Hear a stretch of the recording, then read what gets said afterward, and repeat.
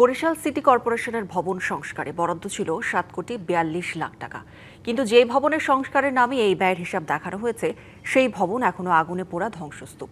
একই সাথে বাজেটে সংস্কারের জন্য যুক্ত অন্য ভবনও দেখেনি আলোর মুখ। তাহলে বরাদ্দের কোটি কোটি টাকা গেল কোথায়? এই প্রশ্নই এখন ঘুরপাক খাচ্ছে নগরবাসীর মনে।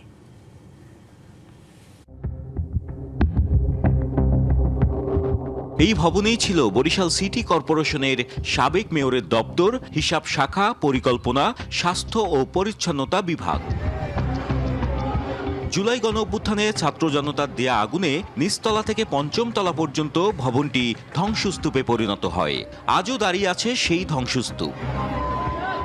অথচ ডিবিসির অনুসন্ধান বলছে, সাবেক সিটি কর্পোরেশনের প্রশাসক রায়হান কাউসারের সময় 2025-26 অর্থ বছরের বাজেটে 2024-25 অর্থ বছরের সংশোধিত হিসাবে অ্যানেক্স ভবন ও অন্যান্য ভবন মেরামত এবং সংস্কারে ব্যয় ধরা হয়েছে 7,42,00,000 টাকা।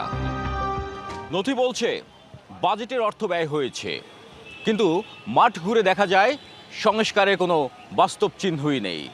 আমরা শুধু অ্যানেক্স ভবনই নয়, একই বাজেটে সংস্কারের জন্য যুক্ত থাকা অন্য ভবনগুলো ঘুরে দেখব এবং সেখানকার চিত্র তুলে ধরব।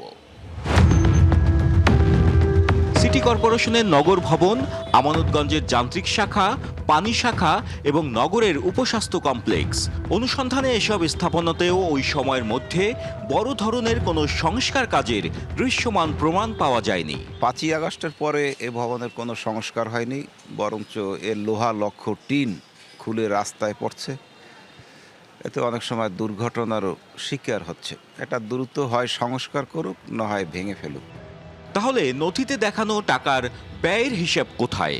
এ প্রশ্নের উত্তর জানতে যাওয়া হয় বরিশাল সিটি কর্পোরেশনের হিসাব শাখায়। পাওয়া যায়নি হিসাব রক্ষণ কর্মকর্তাকে। এরপরে যাওয়া হয় প্রধান নির্বাহীর কক্ষে। বাজেটটা ছিল বিল্ডিং কোড, যে কোনো বিল্ডিং এরকম সুনির্দিষ্ট নাই যে আমরা এই ভবনের জন্য আলাদা করে বরাদ্দ, এরকম না। বিল্ডিং কোড খরচটা আমরা এই ভবনের জন্য করতে পারি। আমার যতগুলো বিল্ডিং ভবন টবন আছে, এই সব খাতে আমরা টাকাটা খরচ করতে পারি। এবং এটা যদি আমরা প্রয়োজন না, আমরা তো পারমিশন নিয়ে মিনিস্ট্রির সাথে যোগাযোগ করে এই বাজেটটা সংশোধন করার সুযোগ অপশন আছে।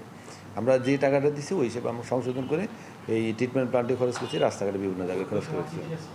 বাংলা কিউআর যেখানে, নগদ পেমেন্ট সেখানে। সারা দেশে 10 লাখেরও বেশি মার্চেন্টে নগদে পেমেন্ট করুন খুব সহজে। তবে এখানেই উঠছে কয়েকটি গুরুত্বপূর্ণ প্রশ্ন।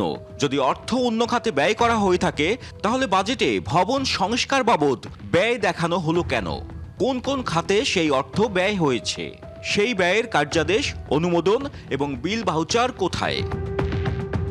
প্রধান নির্বাহী হিসাব শাখা থেকে তথ্য নিতে বললেও সেখান থেকে আসে ভিন্ন জবাব।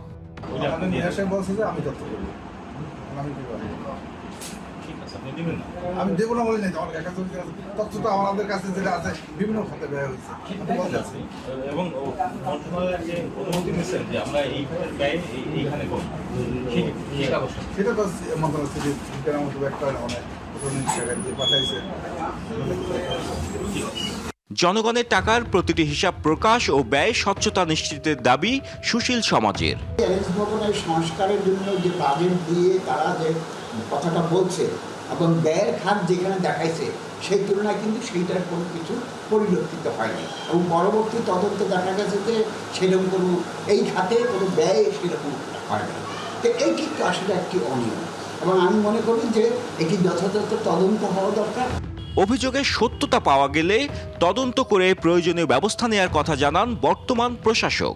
সবকিছু সুষ্ঠু সুন্দরভাবে আমরা তদন্ত করে জনস্বার্থে যা দরকার সেটাই আমরা করব। যদি অনিয়ম হয়ে থাকে সেটা খতিয়ে দেখব। নথির হিসাব আর বাস্তবতার এই অসঙ্গতির ব্যাখ্যা চায় নগরবাসী। Ziad Mahmud, DBC news, Barishal.